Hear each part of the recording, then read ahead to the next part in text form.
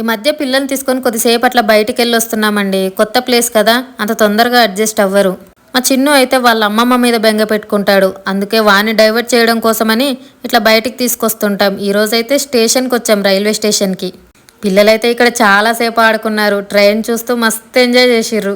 ఇక్కడ మరమరాలు మిక్స్చర్ అమ్ముతుంటే అది కావాలని గొడవ చేసిర్రు. ఏం చేస్తాం, కొనుక్కున్నాం. ఇంకా కొంచెం కారం ఉంది, ఎట్లా తింటారో ఏమో అనుకున్నాం కానీ అబ్బా బాగానే తిన్నారు. ఇంట్లో అన్నం పెడితే తినరు కానీ ఇలాంటివి బాగానే తింటారు. మా చిన్ను అయితే లోపలికి వెళ్దామని గొడవ చేస్తున్నాడు, ట్రైన్ ఎక్కమని. వాళ్ళ డాడీ తీసుకెళ్ళాడు, ఇంకా ఆడుకుంటున్నాడు. కొద్దిసేపు ఆడుకొని దిగిపోయారు. ఇంకా మేము ఎక్కలేదు, ఎందుకైనా మంచిదని, ట్రైన్ వెళ్ళిపోతుందేమో అని భయమేసి. వెళ్దామంటే అస్సలు రావట్లేదు, అక్కడే ఉంటామని గోల చేస్తున్నారు. ఇంకా చీకటి అయిపోతుందని వచ్చేసాం. వచ్చేటప్పుడు చికెన్ తెచ్చుకున్నాం.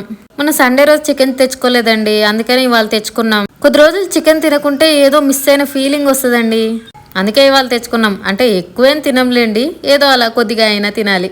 మీకు కూడా అట్లా అనిపిస్తుందా? కర్రీ టేస్ట్ అయితే సూపర్ వచ్చిందండి. మా చిన్ను అయితే రైస్ పెడితే తినడం లేదు, పీస్ పెడితే మాత్రం తింటున్నాడు. అదిగో నేను రైస్ పెడితే వద్దంటున్నాడు, వాళ్ళ డాడీ చికెన్ పీస్ పెడితే తింటున్నాడు. అట్లుంటుంది మా చిన్నుతో. మా మిన్ను కొంచెం బెటర్. వీడియో నచ్చితే ఒక లైక్ చేయండి అబ్బా.